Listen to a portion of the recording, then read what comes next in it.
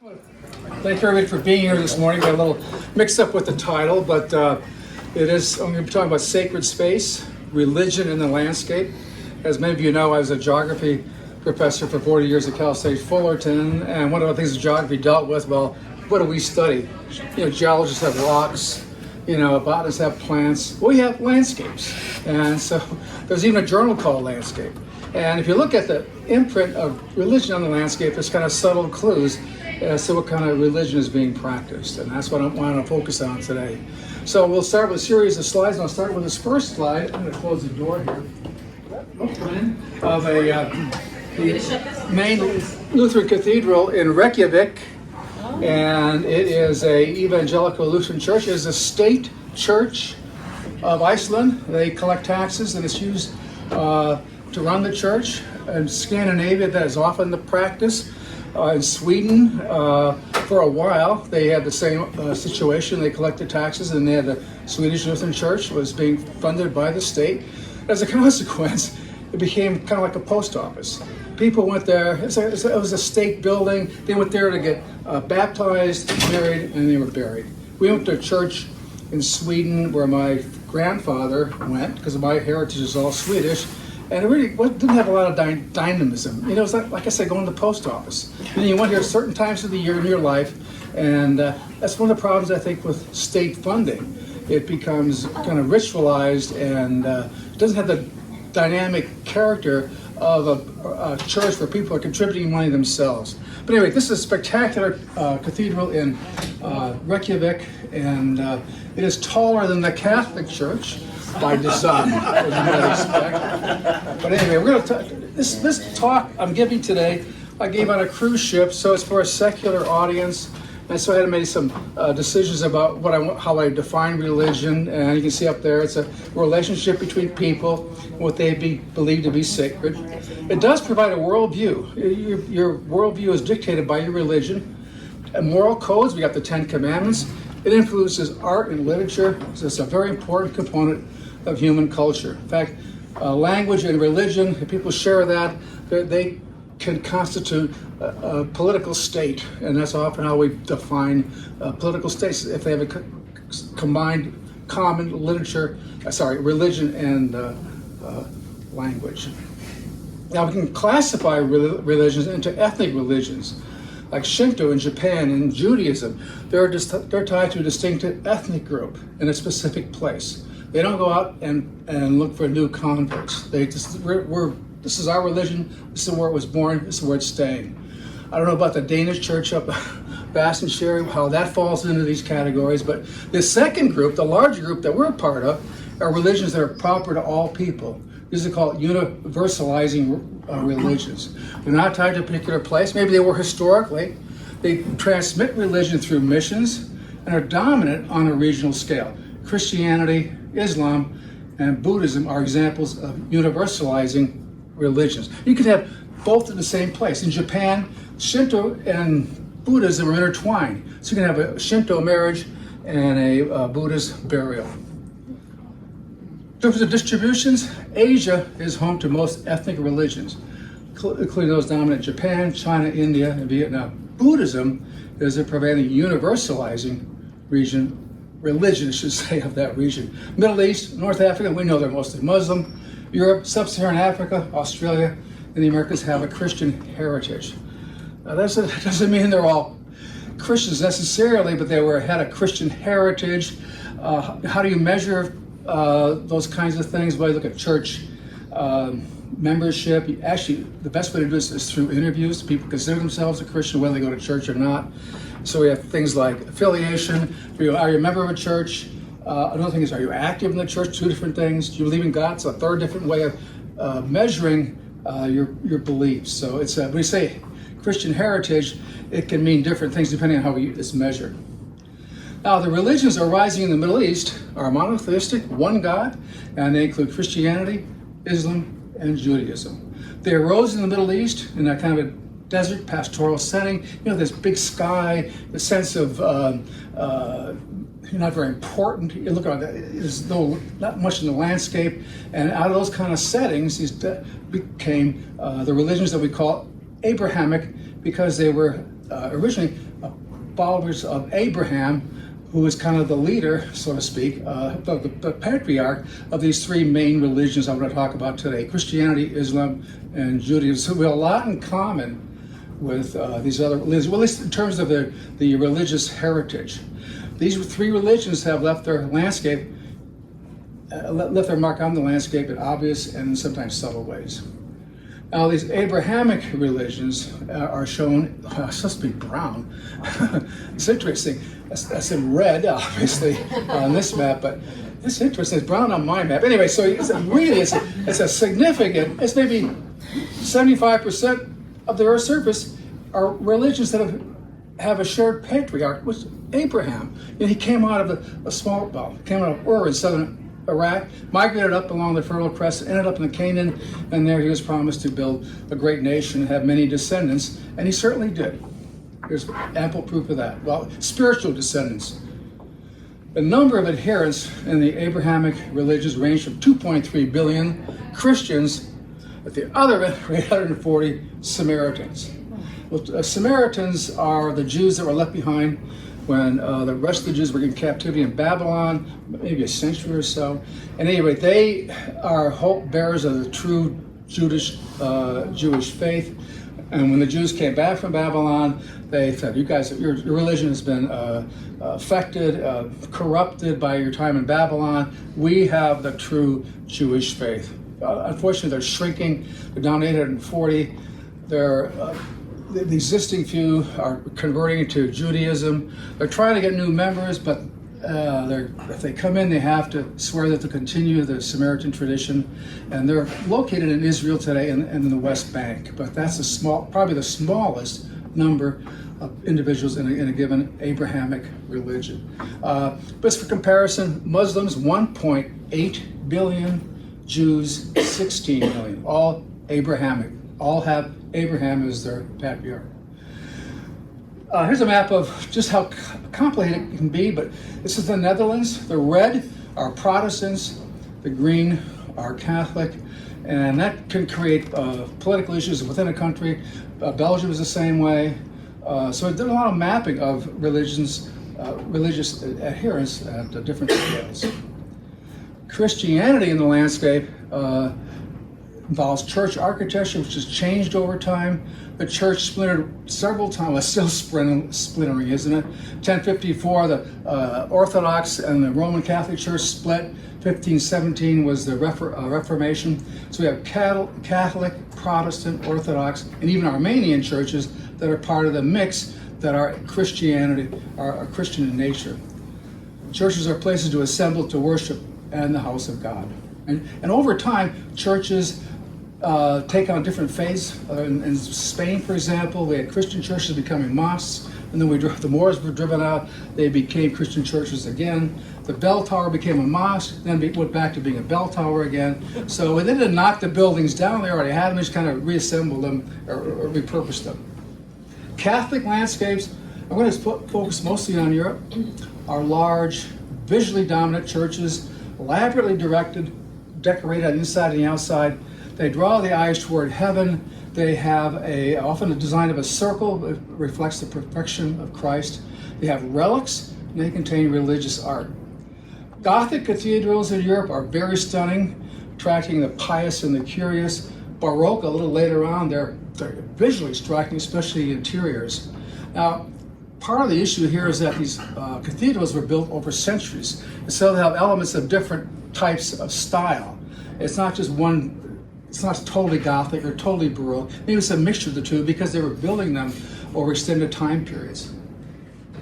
And here's kind of a map of prevailing religions, and the dark blue colors are Catholic, and that prevails obviously in South America, Central America, Southern Europe, Ireland, and then places that were colonized by Catholic colonizers. And then the light blue are the Protestants, so the U.S. falls into that. And then the combination of colors is where the kind of an equal mix may be seen in Canada of both Protestants and Catholics. The churches, they're ornate, they're huge. They were dealing with a population that was not literate. This is St. Peter's in the Vatican. They're witnessing the installation of Pope Francis, and this is built over the tomb of St. Peter. That was the practice. Once the tomb was established, then the church is built over that. And once you build the church, you're not moving, the town stays there because for a lot of reasons.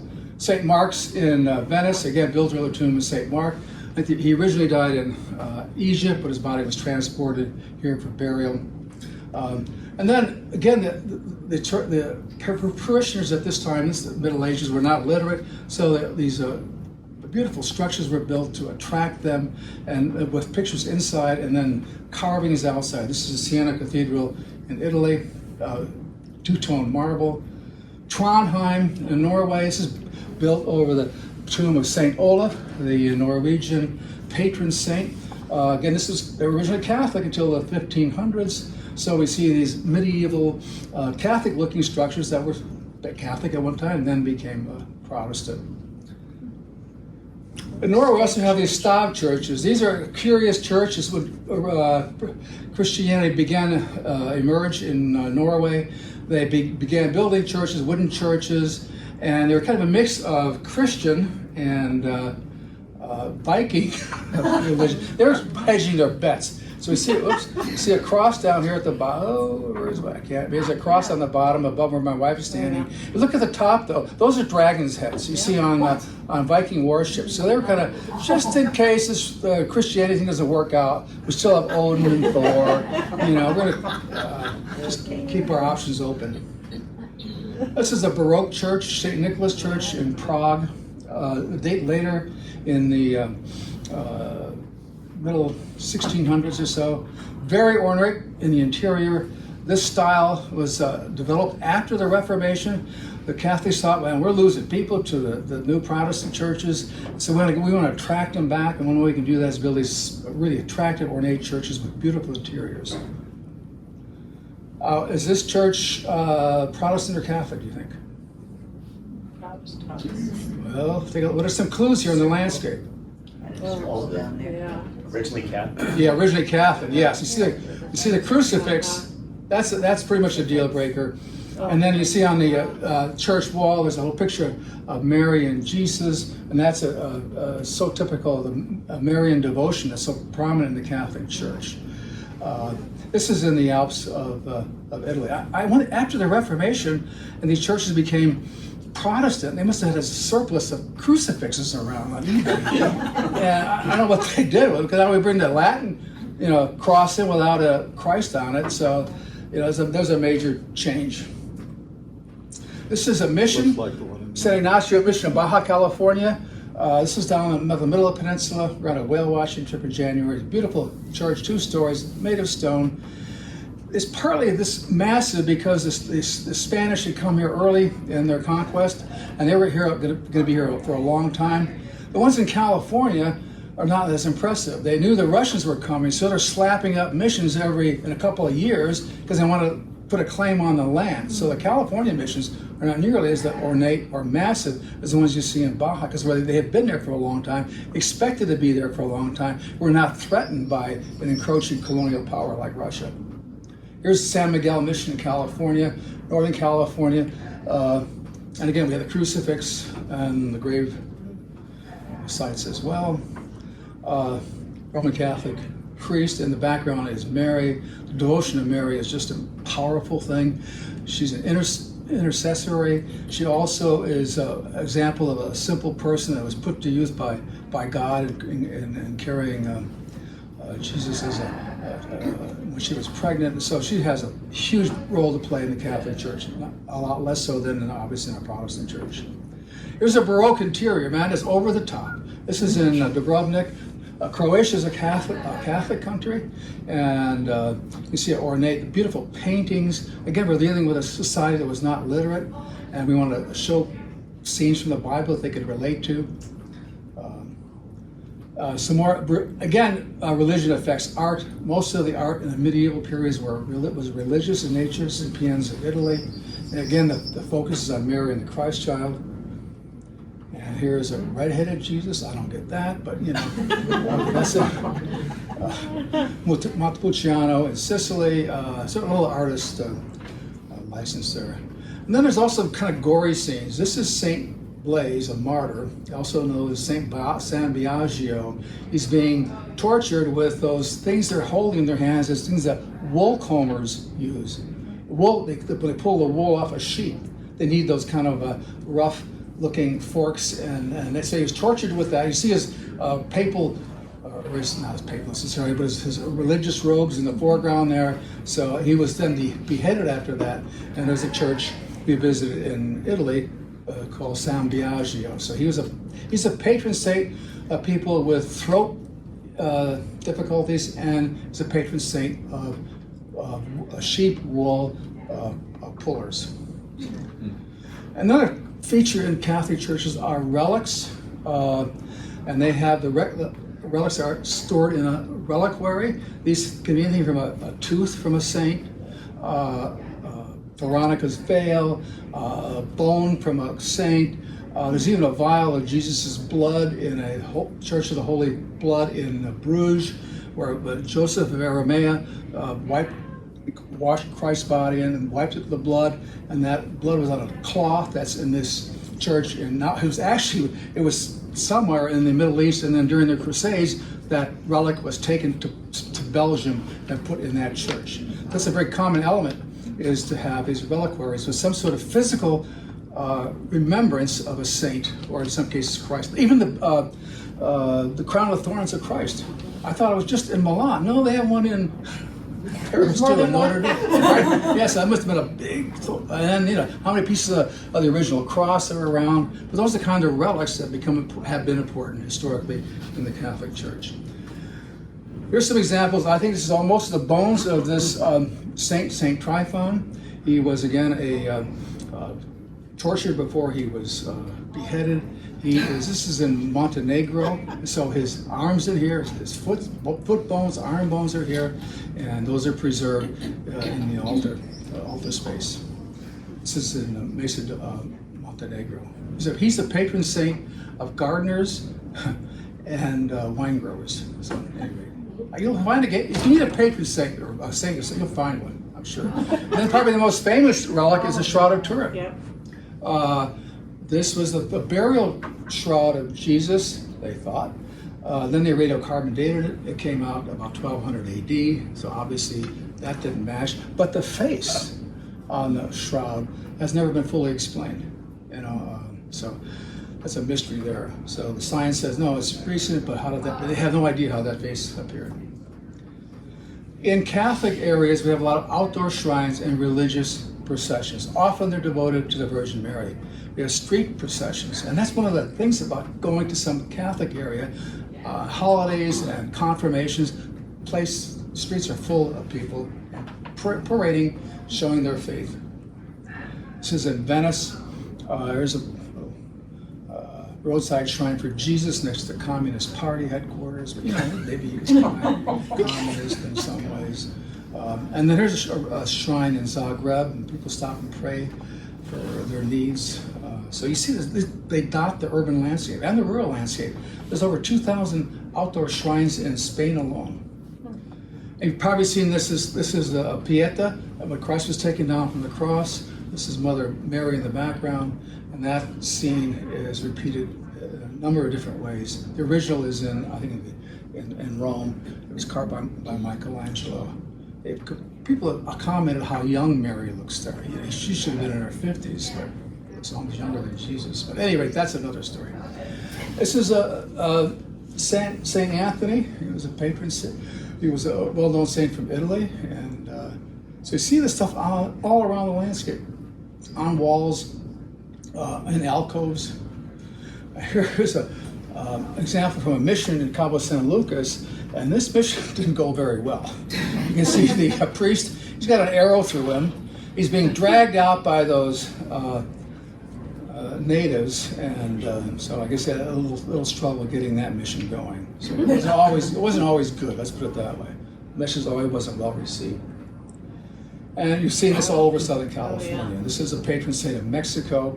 Our Lady of Guadalupe is related to, again, another vision that a Mexican peasant had outside of Mexico City in the 1530s. He saw her like several times, and then that image was somehow embossed on his robe, and that robe and that image are still intact in Mexico. And so you can go and make a pilgrimage to there. That is probably one of the most important pilgrimage sites in Catholicism, Our Lady of Guadalupe pilgrimage site outside of Mexico City. And here we see a procession, it's Corpus Christi, the body of Christ, and all the groups are out. This is a women's group, there are young kids, and then usually they bring along patron saint. This is a patron saint of Barcelona. This is Seville, and this is Isidore. He was a scholar. He wrote encyclopedias. Some say he's the patron saint of the internet.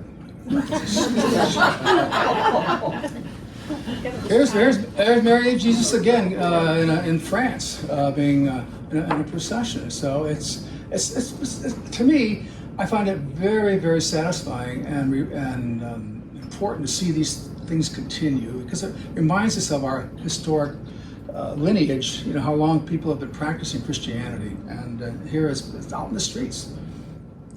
This is Montepulciano in Sicily, and we happened to be there when the confirmation class was actually having their first confirmation. Here we see the priest coming down the yellow robe. He's carrying a reliquary, somewhere a tooth or a bone of some saint, and then the rest of the group that follows, here comes the priests, probably not just from that church, but from local churches.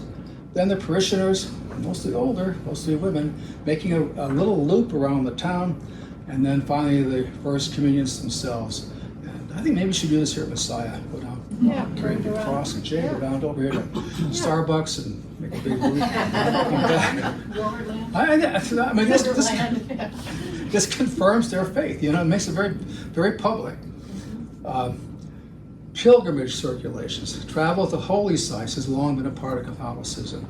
I don't know if the Vatican still does this, but they would sponsor flights to pilgrimage sites and have religious videos, and then its headrest saying, "I'm searching for your face, Lord," as you were looking out the window. An important pilgrimage site in Spain, actually this is Catalonia, outside of Barcelona, is Montserrat, and the Black Virgin of Catalonia is being prayed to there, and they found a statue there. She's actually had black skin in about 1200, and so that's an important pilgrimage site in Spain. And then if you go to Jerusalem, well, this is actually Bethlehem. You want to go to the Church of Nativity, and it's in Bethlehem. And we went on a trip, and lo and behold, there's where the manger was. So we're making our pilgrimage too. There are priests, Orthodox, Greek, Armenian, and Catholic priests that are kind of in charge of this. Then the other end of the Christ life, you can go to the Church of the Holy Sepulchre, and the last three stations of the cross are in this church. And this is what they thought Christ was crucified when Constantine came. Well, Constantine's mother came in, she kind of verified everything. Well, this is where it was. Case closed. So they built a church over it. If you go inside, this is I think station 13 where Christ was crucified, and then 14 was the tomb. They're not really sure where the tomb was. All this is tradition bound, but it is a pilgrimage site. Another famous one is Fatima in Portugal, and you look at the languages here. At the top we have Portuguese. What's the second one? Is that French, I think? And then German, Italian, and then Spanish, and then obviously English at the bottom. But there's a lot of things you can't do here. No loud noise, no playing a trumpet, you know. It's a quiet place for meditation. And this is a place where three little shepherds saw a woman in a bright dress with a light on her, and she's taken to be the Virgin Mary. It's a beautiful place, a lot of visitors, second I think only to Lourdes in France. Huge, big interior. It's stunning, and we visited for part of a day on a tour. This is kind of north central Portugal. And then these people, this man was on his knees. He had making penance as he's walking his way up toward the cathedral, kneeling his way up toward the cathedral. So some very, very powerful messages come when you see this. And here's the kind of the scene. You see the three in the top of the picture. You see the three little children. They're looking at what they believe to be is the Virgin Mary with the bright light, bright clothing, and the light on her. And below, the people are in hell. They go, I got to get out of here. And maybe it's one way to do it. So it's very visual. I think that's the key. In this older Catholic landscapes. And here they are, the three shepherds. Again, that's a kind of recurring theme in Christianity: shepherds and sheep, and that reflects that pastoral setting that the religion originated in the Middle East, I think. I mean, it makes sense. I mean, and you can see by all sorts of souvenirs there. Mary, crosses, and actually they were selling, and I have a picture of this, limbs. You know, if you want to come in and have if your arm was in problem, you could bring a plastic arm up there to the altar. You know, if you left your plastic arm at home, you could buy one there. So it was an interesting place. Other landscape features. Monasteries and nunneries are located in rural areas. Cemeteries, burial the dead is typical. I was just reading where the number of cremations in the U.S. is exceeding the number of burials now. So we're moving away from the burial of the dead. A lot of land is wasted. The cemeteries get neglected because the people that are buried there have no living relatives nearby. Another part of the landscape is growing grapes for communion, and then wheat for the communion bread, and the harvesting of fish for Friday consumption. All are part of the rural landscape in Catholic areas. This is a San Antimo. It's a abbey. It's built about the 1100. It's on a way. It's on a pilgrimage road. And then another large abbey is this one in actually outside Siena. People are concerned that in the abbeys, these monks and nuns did not weren't really contributing much because they weren't producing new people, but they were taking up space, you know. But you know, a lot of them produced some things like wine and liqueurs. So there was some sort of products coming out of these abbeys, but they spent their days, you know, praying and painting icons and things like that. This is the interior of this mission. This is a Benedictine mission. Benedictine abbey. And you can see that's Saint Benedict on the right with he's whipping this new novice monk, and then the devil is in the middle. So that was a big part of the a visual part of the religion then. So they had to paint him in. Then here's again Saint Benedict with his young novice monks having a dinner. I like this one. It said the young monks are on the left, and then the women are on the right. So they're being tempted by the women here. So well, that looks pretty good to me, guy. But that's off limits now because you are a monk. So there's one of the monks at the abbey. Now wheat growing for the production of communion bread, grapes for the wine, all part of Catholic landscapes, and then places fishing. They had to supply fish on Friday, and they think they overfished the Mediterranean because there's so much demand for fish. And then when in England, when the Anglican Church, they got rid of that requirement, and all these fishermen were out of work, and they became pirates or joined the Navy. That's what they think. And again, a burial of the dead is part of the Catholic, many religions. And here's a tombstone in Montepulciano. Very elaborate pictures. This woman died 20 years ago, and it's really maintained very well. A lot of interest in maintaining these cemeteries among their living relatives. Here's a cemetery in Ireland, and you see this Celtic cross here, as opposed to the Latin cross, and we're supposed to pray for the soul of Mary Guilty and her husband, and then I guess they're still in purgatory. Oops, I'll go back again. Sorry about that here. Now, another element in the Catholic landscape are hagiotoponyms. Now, this is a new word. Maybe when you get on Jeopardy, you'll say, I'll take hagiotoponyms for 500. Ken, it means, hagio means saints. These are places named after saints. This is one in Italy.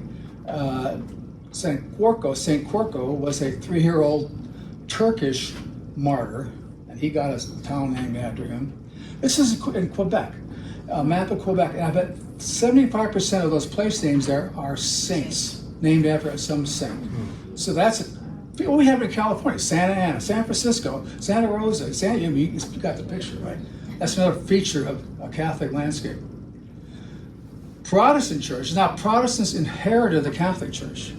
The ones built after the Reformation were smaller, less ornate.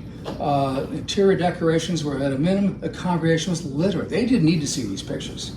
Orthodox churches are marked by those onion domes. It's supposed to be the flames of Pentecost. They have elaborate interiors filled with icons. And monasteries are a rich tradition in the Orthodox Church. The Orthodox Church, it means right. They felt that the Catholic Church kind of veered away from the true Christian faith, and they were kind of holding to the conservative views. This is the big Lutheran cathedral, once Catholic, in Helsinki. Interior, you can see the Lutheran symbol there. There was once where a priest was officiating from. And then the Rock Church, this is built in 1960. It's got beautiful acoustics, and it's hewn out of rock in Helsinki. You get a Lutheran church. And outside you can see Lutheran Street. Luther and Katu is the word for street in Finnish. And then, because Swedish is a second language, Luther Gate or Luther Street below. So we could visit that. Oops. And then the Orthodox Church has these beautiful onion-shaped domes, reflector, made to mimic the flames of Pentecost. And this is the Church of the Spilled Blood in St. Petersburg. One of the Tsars was assassinated there, and they built the church on that site. And extremely ornate. This is the church of the St. Nicholas the Navigator, also St. Petersburg, beautifully rendered colors and the cross. Again, the Orthodox cross typically has 3 bars, a bar on top. So this is the King of the Jews, the bar in the middle for the arms, and then the bottom is a foot bar. So it's a 3-bar cross, not like a Celtic cross. Here's the interior of the Church of Spilled Blood in St. Petersburg. These icons, these pictures on the wall, are windows to heaven. And that's what the nuns and priests do, is paint these icons when they're not praying. And then we have a Ukrainian monastery. That's an Orthodox church too. Again, in the Orthodox faith, there's ethnic groups: the Russian Orthodox, Greek Orthodox, Serbian Orthodox, have all developed their own Orthodox faith based on their language. Charlie Guzzi used to say, well, I don't think Jesus meant that, but anyway, that's how it played out. You know, as a Greek missionaries left Greece and they founded Orthodox faiths in these different East European countries that gave rise to these separate Orthodox churches focused on a single language. And this is a Greek Ukrainian Orthodox bishop. They can marry, not the constraints that the Catholic priests have. This is the interior of that Ukrainian Orthodox monastery. Beautiful interior. Those are the iconostasis in the back. In the back is the kind of Holy of the Holies. This is a Serbian Orthodox monastery. They just repainted Jesus coming in on Palm Sunday. So it's a beautiful, beautiful interiors in the Orthodox churches. Well, for a long time, Cappadocia in central Turkey was a largely Greek settlement. There had a lot of excess population in Greece. They moved east. They set up churches, and Greek Orthodox churches. Here's obviously Christ getting baptized. And then in 1923, Greece lost a war with Turkey, and they were expelled. All the Greeks left Turkey. The Turks were forced to leave. Turks were forced to leave Greece in this exchange of populations. In the process, all of these Greek churches in Cappadocia were abandoned. And I never understood why there wasn't Paul's letter to the Cappadocians. I guess because they were a very vibrant Catholic or Christian congregation. This is a small local chapel on the island of Mykonos. One of the things you see in the Greek islands are these churches that are really small. And the story goes that, well, these Greek sailors were out, they got caught in a storm. And, oh God, I'll build a church on my island when I get back. Well, I didn't say how big it was going to be. So these tiny little churches around were sometimes the consequence of those efforts to save their lives at sea. And here, look, iconostasis, historic religious items here. This is again in Greece. This is a a monastery in Turkey. It was a Greek Orthodox monastery till they were forced out in 1923. It was a place called Samoa near Trabzon. And here's, you know what this story is about, is Jonah. I thought this should be a little bigger than that, but anyway. And then this is the interior. The angels are watching all this take place. So beautiful frescoes inside some of these monasteries in the Greek Orthodox faith. And then the epitome, Mount Athos. This is a peninsula in Greece where there's 23 or so Orthodox monasteries with a population of almost 3,000 men. No women. You look at the list of rules there. No women. Can't come in without crafts. You can't overstay. You can't get too close. And it's called Mount Athos, and it's a semi-independent part of Greece occupying this peninsula. Here's some of the monasteries there. In fact, the forest behind it is almost untouched because they didn't work the fields. And so it's one of the few places in the Mediterranean you can see almost intact Mediterranean forest because it was just occupied by monks praying and painting icons all day. They get these arguments every once in a while. One argument was, well, is God in the name God? And they started pulling beards and everything. They had to come in with water cannons and break it up. I mean, Charlie Frazee went there. Maybe he was a historian from Cal State Fullerton. He went there. He got special permission because he was a male. And he said, well, you know, I was kind of grimy, kind of grungy. You can imagine what happens after men have been cleaning house for 2,000 years. So I don't know what that means exactly. But even the animals are male in Mount Athos area. In the monasteries. Now we have a third group of Christian churches. They are in the Oriental Orthodox group, not many left. The Armenian Apostolic Church, and Armenia actually adopted Christianity first, prior to Rome. The Coptic Orthodox Church of Alexandria, those are Egyptian Christians. Armenian churches have a distinctive form. You can see one out in Rancho Mirage. About 10% of the Egyptian population is Coptic Christian. And they often can come to the U.S. because they are under duress. They are being attacked for their religious beliefs. This is an Armenian church. Again, they predate the Roman Catholic Church in terms of a national church. This is actually Eastern Turkey. And this is a Coptic Christian church in Cairo. Can't see it, but there's a lot of barbed wire around the base because they're a target for any disturbance. They blame the Christians, so they are under duress there. Judaism. Well, it reaches its fullest expression in Israel. And Jewish landscape features worldwide distribution. Now, synagogues, you don't really know is that a synagogue? You drive, what was that? Is that a synagogue? No, I don't know what that was. And they have distinctive seminaries. And then they've been forced to live in ghettos. So the landscape imprint is different than the Christians. The word ghetto is the Venetian term for foundry. That's where the Jews were confined in Venice. And so the name ghetto came, and now we use it in a lot of different contexts. So you can go to Venice and go to the Jewish section. Here's the Jewish section. If you run out of a menorah, you can pick one up here. This is a Jewish district in Paris, and you can see the Hebrew on the wall. There's a little plaque there because there's a terrorist attack here. They're selling falafel. So a lot of cities have their Jewish sections that are still active today.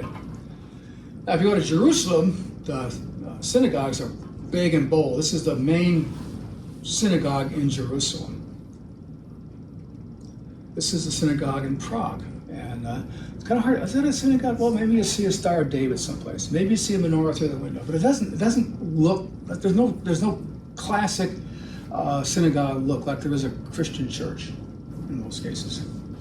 We went to Serbia last summer. This is a huge synagogue. Must have been a huge Jewish population there. This is what the picture looked like back in the day. And then a lot of Jews were deported here to Nazi extermination camps in 1944. This is the interior of that synagogue. It's a big synagogue. It faces toward Jerusalem. I think you need at least 10 men to have a service.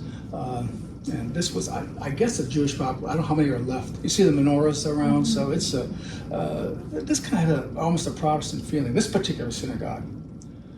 Here's a synagogue in Dubrovnik. It's actually just 2 floors of a building. Much smaller population, so all I got aboard was rooms in a building. And then again, you see the lower right, it's hard to make it out, but that's a list of the Jews that were taken off to Nazi extermination camps from this particular synagogue. And then you go to Jewish cemetery. Those are interesting. They're packed in, and Jews have to be buried almost, ideally, the day they die. And then when people visit, they put a stone on top as a reminder that they had been there. Not flowers, because flowers don't last. And also, the stone kind of keeps the soul from escaping to heaven, is what they think. That's kind of an interesting element of the Jewish cemetery. Islam, again, that's an Abrahamic religion. Abraham, Ishmael was the son of Abraham and what's her name? His concubine? Hagar. Pardon? Hagar. Hagar, yeah. So their lineage produced the Arab tribes, and Ishmael and Hagar are buried in Saudi Arabia around the Kaaba. So that's another lineage that comes out of Abraham.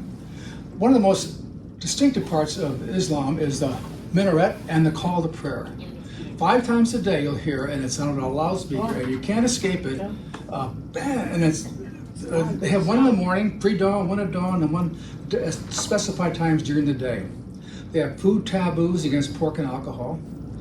And then gender roles are really strictly defined. Men do this, women do that. You don't see too many women out. In the past, they've kept them indoors as much as possible. They have windows on some buildings that have a kind of a viewing area. Women can go up to the window and look out and see people on the street.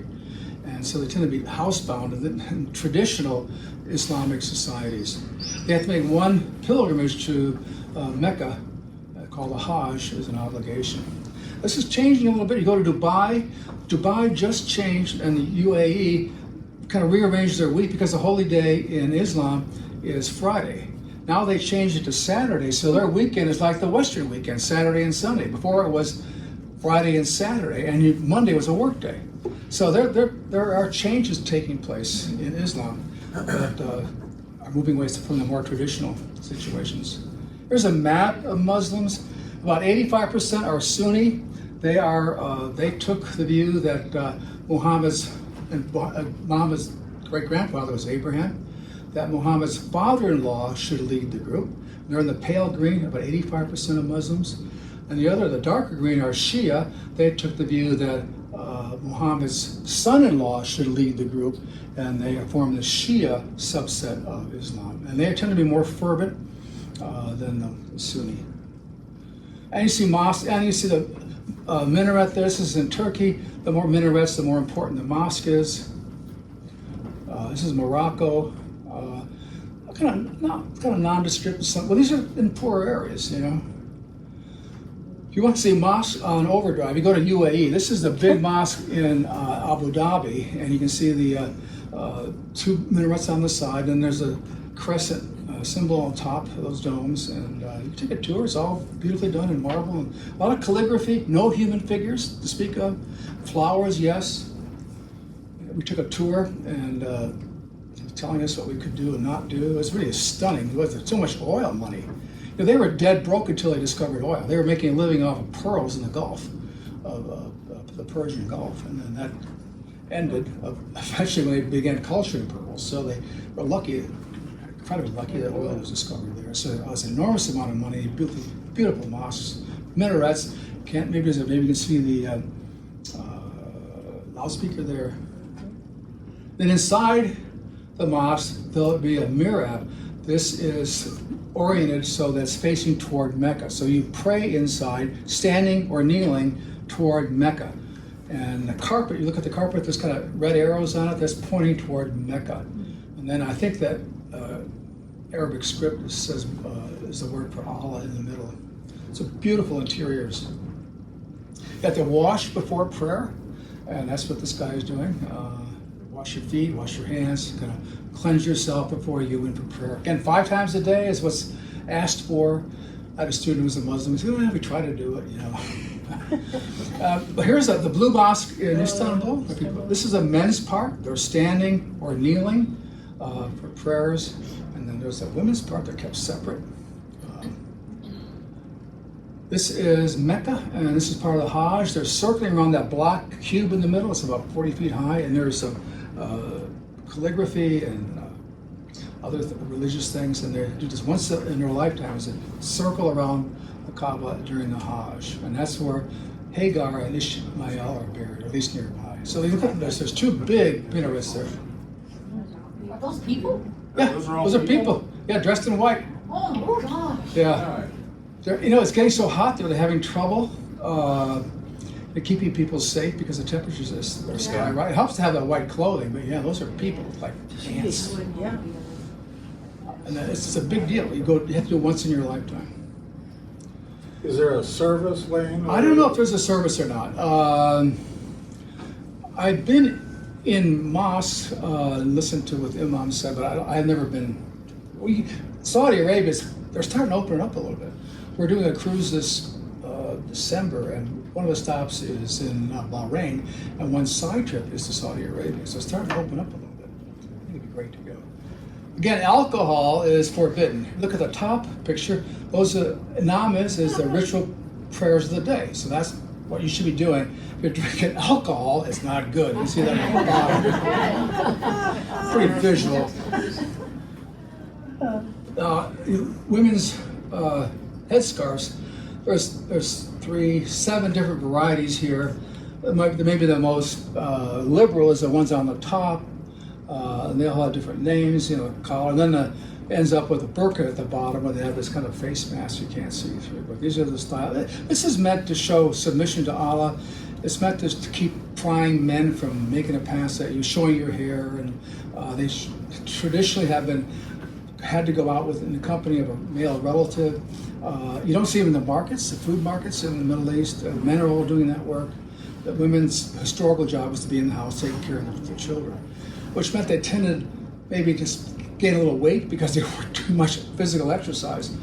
Here's we went to Bosnia, and that's it's the westernmost Muslim country in Messiahyl in the world, and they became Muslim. They were Slavic people, but they became Muslims during the Ottoman era, and they kept it. There were some reasons to do that. Their sons wouldn't have to go in the army. They were taxed less than if they remained Christian. So here's some Muslim women, and most are taking a selfie, and they have that kind of more liberal head covering. Here's the burqa. Women wear this in Mombasa, in Kenya. And then we went to a women's university in that was Dubai. Zayed. He realized that women have been kept down and men have been dominant, and so he opened a university, especially for women, only women. And so we visited that university. See, women are wearing something on their heads, and they were learning tasks, I guess, to become government employees. I think that was the bottom line, and so that's a step in the direction of creating more equal situation in that part of the world. So the UAE is so different from the rest of the Muslim countries. You know, they changed their weekend. They would go to the mosque on Saturday, not Friday, and they're opening the doors. It took a long ways to go, but it's kind of refreshing to go there. So Kathy went in undercover to visit the mosque. They had to wear it, and then in the background is one of the floral prints. Again, no human figures typically. And then here's some designs in Mostar for the stylish Muslim women. And if you go to some hotels in the Middle East, they show you which direction Mecca is. So we found this in a hotel in Turkey. So when you do your 5 daily prayers, you know which direction to face. And that's showing you which direction to face. It's kind of hidden behind the desk. Went to a grocery store in Abu Dhabi, and hey, no pork meat if you're a Muslim. We knew that, but you know, there's a big banner up. And then this is a veterinary outfit. And if you look at the animals there, you got a sick horse or your cow sick, come on in. Or if your falcon's got a headache, you know, we can bring it in. But what you don't see there is what? Pardon? You don't see the pigs. Yeah, it's a camel, goats, dogs, falcon, cats. No pigs. No pigs. Unclean. Now, during the Balkan Wars of the 1990s, Bosnia-Herzegovina, again, mostly Muslim, and they were fighting the Serbs, and here we see a plaque honoring the Iranians that came in to fight on the side of the Muslim Bosnians. And then finally, the last slide, is the Islamic cemetery. You see on the left, there's these pillars, and then they have kind of a ball on top. Those are burial places for imams, religious leaders. I don't know what the women's tombstone look like. I'm sure it's going to be different. But anyway, that's another element. These are all just outside the mosque, kind of like what Christians do. They bury people right around the church. They do the same thing in Islam. Anyway, that's all I have. Thank you for your help. Any quick questions? Or I want to pass out one other thing. While anybody have a question? Or I was kind of like, I'm not sure how long this is going to last, but I want to pass something out. This has nothing to do with my talk today, but pass those down. I found an article in The Economist about magazine about translations of the Bible. And it was really good. I wanted to share it with you. And, you can just take that home and read it at your leisure. But in any case, yeah, John? No picture of Messiahyl. I've been there, but that's a spectacular place. Yes. Spectacular, unbelievable. Yeah. It's an island connected by a causeway off the coast of France. It's a beautiful Catholic cathedral. You go there, and we've been to church in Italy quite a bit, but it's just the population, like here, is dwindling. It's mostly older people, mostly older women that are actually active in the church. So we see some of the trends that are emerging here have already taken place in Europe. Although I think you wonder sometimes if we shouldn't send missionaries to Sweden, or Norway, because religion is on a decline here. Ray? Yeah. You had a number for how many Jewish people in the world? I didn't catch the number. 16 million. How many Muslims are there? 1.8 billion. Really? Oh yeah. Huge difference. Huge. And the Jews have to be the promised, the chosen people. Their impact, their size, their population, man, it's amazing what they've accomplished. And Abraham and his descendants, and then they're just like huge. I mean, in terms of finance, Nobel Prize winners, and finance, entertainment, and then giving rise to Christ. I mean, their impact is huge considering their numbers. They have to be the chosen people. Not the Swedes, unfortunately.